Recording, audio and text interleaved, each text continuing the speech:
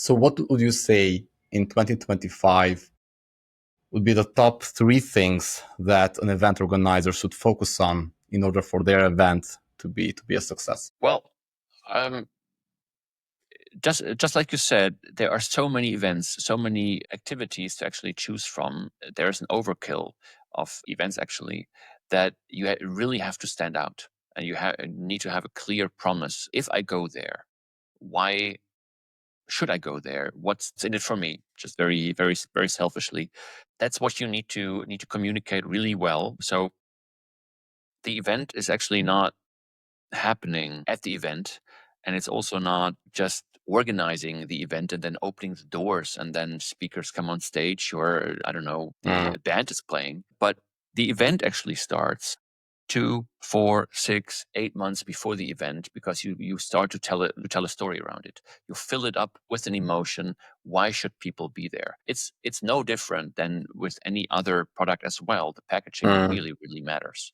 If you go to an Apple store, how the iPhone is displayed there, just the iPhone there, and then nothing, a lot of wasted space in between, really, really says something about the value of the product. And there's a big story around that as well. So the whole packaging of the event really, really matters. And you need to tell that story according to what feeling you want to Convey. bring across, what feeling you want to create with your audience. And then that story, you have a whole story arc. As you tell it, also needs to resonate at the event, obviously.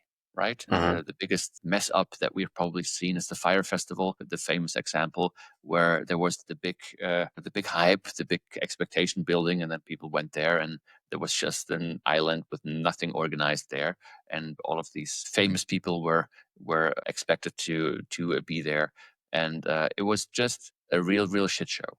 And so if you want to do this again, nobody's going to Fire Festival #2 because it was just a bad experience. That experience on site also needs to be right. And then the after experience also. So actually, if you are in the event business, you are in the entertainment business.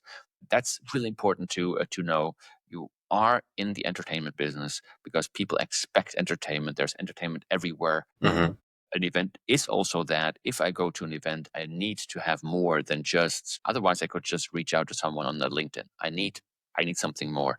And you need to do this storytelling well. So that's a long story for this most important point. I think what you need to get right is you need to understand, what is it that my event does? What is the promise? What does it solve? What value does it actually create? And then you need to tell that whole story around it. Distribution for the event is at least 50% of the task. So producing an event is, for many people, it seems to be hard, but if you really look at it, it's just good project management. A lot of people can actually do that, but create that whole story from a few months prior, tell that story, and then creating that experience that you are actually promising. That is the hard part. And by the way, as PIRATEx, we do this with customers all the time. And on piratex.com, we publish the whole blueprint of everything that we do, how we work. All those things are all there just to be downloaded for free. So anybody that is interested, just check it out. It's very nice. It's really the blueprints that we actually use. So if we would start an event, if we would do an event, so you would come to me and say, okay, I want to create this event. Just to make it easy, you come to Germany for Division5 customers. You want to create an event, just 50 people, handpicked customers and potential leads or opportunities, other people that might become your customer. So the typical customer event, we would not just say, all right, not an issue, we just get you a venue and then go. We would sit down with you just 2 hours for that kind of size of event. Unless you really want to blow the roof off, then it will be longer. But we'd just sit down with you and just want to understand, what is it actually that you're doing, that you want to achieve, and how can we make it really, really meaningful. And we would talk with you about that whole journey. All right. So this is the promise. But how are you going to communicate? How are you going to make sure that the people actually come? How are you going to make sure that that value promise that you say that is actually happening at the event? And with every event, you can basically do that. It can be really, really short, right? But even if you organize a small dinner, you can think about, all right, this is what I'm doing, 12 people coming, but let's think, is there something that I can create that creates an emotion that is memorable, that is valuable, that can be done without a lot of budget, right? It's that creative process. And I think it's like with any other product. It needs to have a purpose. It needs to have a meaning. It needs to have some kind of value promise. Otherwise, it's not something that should exist in my view. So why does it need to exist? Because there are so many events out there. Give me a reason why your event should be there. Let's talk about CRMs. Maybe the audience knows those software products well. How many CRMs are there? So if we would sit together and say, okay, we are going to vibe code the next CRM now, you really need to tell that story. Why do you need another CRM? There are 50,000 out there, probably 200,000, right? Why would you need another one? We would need to tell that story, even if some kid at 18 could just vibe code it now within 3 weeks and have some kind of CRM version. You need to, in the end, find users that actually use it. And with events, it's the same thing. You can organize an event, no problem, but you need to get people to actually come there. So if you have the participants are just like with your SaaS product, the users, the difference is that they come to your event once, or like for that moment, you need to get everything ready then. And a SaaS product is if you have one user or a 10 at a single moment, it doesn't really matter. But the mechanics are actually similar. So tell me that story, why I should use it. I will open up the app. I will log in. If I don't find what you promised, I'll be gone in 5 minutes, right? With events, people, or 5 minutes, 5 seconds probably. I'll just check it out, click at it. People with events, they cannot just leave, but they'll definitely not come again, because you made them come all the way. You had this promise, you had this story, and then you just didn't fulfill it. So tell that story well, create a good experience, really live up to that story.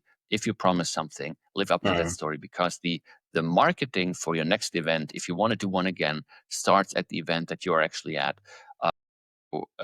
So we do Pirate Night, August 28th this year. So it's not Pirate Summit, but it's one evening where we reignite the fire again.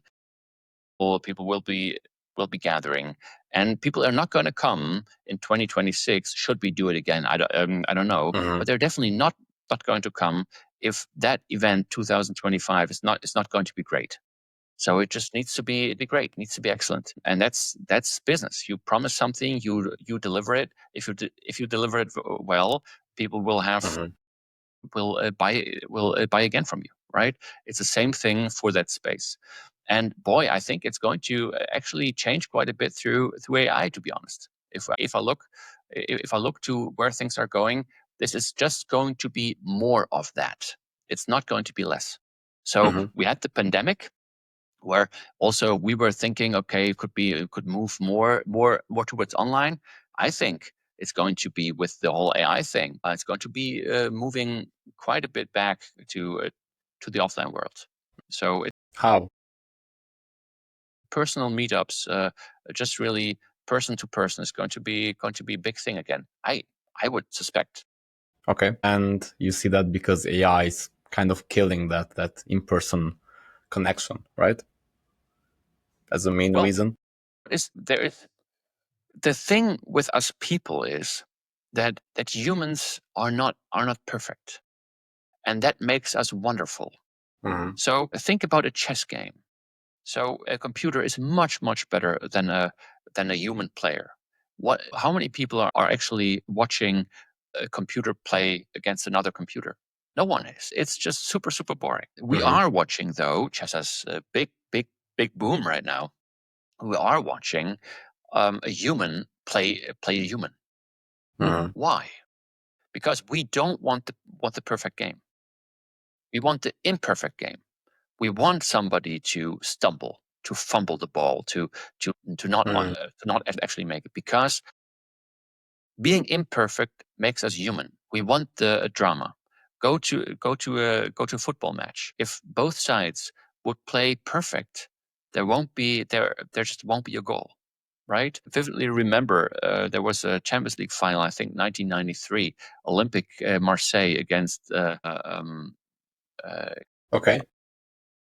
yeah, it was the first Champions League match. It was one of the really boring matches. It was wonderful in terms of How they strategy, played. tactic, yes, but it was 0-0.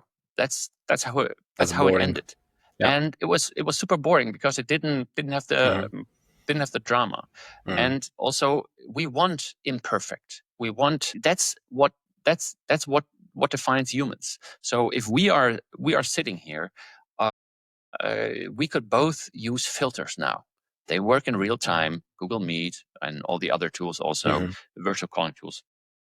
They have filters, not just the funny hats that we can put on, but we can put filters on to make us look a little bit more beautiful, a little bit more, but just slightly. You won't really recognize that. If you look closely, you will see it. Imagine that 1, 2, 3 years from now, the technology will be so good, it will be indistinguishable from reality, and we just wouldn't notice. And you can tweak that. I can sit here in a few years. You can probably do it now, but in a few years you will not recognize that. And I can just gesture and talk with your face, so you would see your own face with your voice, maybe live translated into whatever language that you want, and you could just be golfing or surfing or skiing or whatever, do something nice with your family, and I would just do all the talking, and eventually you would just have a digital avatar. So all of that, I think, what we are losing with AI is that human factor. We are losing humanity. So that thing, That's a big statement. why we actually want to be together. I'm not against AI. I'm just thinking, okay, I know that. what is happening, and I'm not saying that's the future that I want. I'm also not saying that's the future that I not want. I'm just looking at, this is reality. This is what I see. Tell me your view on it. Let's discuss that. And we have taken authenticity, humanity, human connection for granted. We are losing that. What is rising in value? I think that human connection, that human factor, that authenticity is becoming increasingly valuable, and for multiple reasons. But what is going to happen? In person connection is going to really grow, and really there is going to be a big demand for that. So I actually see that in 2, 3, 4 years, we are really going to meet, because we crave that as humans, and as perfect and great the technology is, it's not going to replace us fully. yeah, but also replace that, or fulfill That that connection, need. maybe. Yeah. Maybe if you look at things like, I can have a perfect text, really, like a good text created with ChatGPT today. But there is this element of this certain words are in there that I just wouldn't use, that you wouldn't use, that a normal person just wouldn't use, and we feel like this is AI generated. This might sound nice. It's maybe even perfect, but it's not something that makes me feel good. I lose the trust in, did you really write that yourself, or didn't AI write that? And what are we actually looking for is, what was your you might say the right words, but I see this written as AI, and then all of a sudden I feel like, no, this is coming from AI. This is not really coming from Engjell anymore. A good anecdote actually is that my daughter got this love letter. My daughter is 11. Okay. Young. She got this love letter from a boy from the class that admired her and that had a little crush on her. And she came home and said that, and didn't show the letter. And of course, the discussion was, okay, what are you going to do about it now? And what is the next step? And she said, no, I'm not going to do anything. Like, why? Because I'm sure that he wrote it with ChatGPT. Wow. Right? That's really interesting. Do you want to show me the letter, and let's can we talk about it? And clearly, when you read that letter, it was clear this was not written by ChatGPT. There were mistakes in there. There was a language that was from a young boy, really making a great effort. Something nice was drawn there. It was really something. It was heartwarming, to be honest. Also, as a parent, to just see, okay, this was really something coming from the heart. We talked about it, and in the end, she also answered, and she answered herself, sent a letter back, and everything was resolved, and everything was fine. But what that actually shows is, first, that the young people, they understand these technologies really, really well. They know that a lot of things are actually fake, and they don't just trust everything, but also that even for an 11-year-old, that love letter that was written well, right? So like really like a good love letter, just a few sentences, but really nice. That it does not have any meaning if you might assume it was written by AI and was not written like a real intent by a person. And we don't want things polished. We want things real. That's the essence. And that's why I think, coming back to the event space, that's why I think that events become tremendously valuable. And if we cannot trust anymore, the two of us sitting together now here, watching each other, like you are there, I am here. But if I cannot trust that what I see is actually real, if I think it might be fake, or actually your intern is sitting there just with your avatar, I'm going that would be nice. Yeah, I'm going to be totally, I feel disrespected. Disillusioned. And so events are going to come back. It's going to be smaller. It's going to be more personal, maybe. Going to predict, yes, more personal, more intimate. We are going to crave intimacy like crazy. That's what I believe. You have a loneliness pandemic and all of those things. Like people really, I mean, we are the most connected society that we ever had, right? Yeah.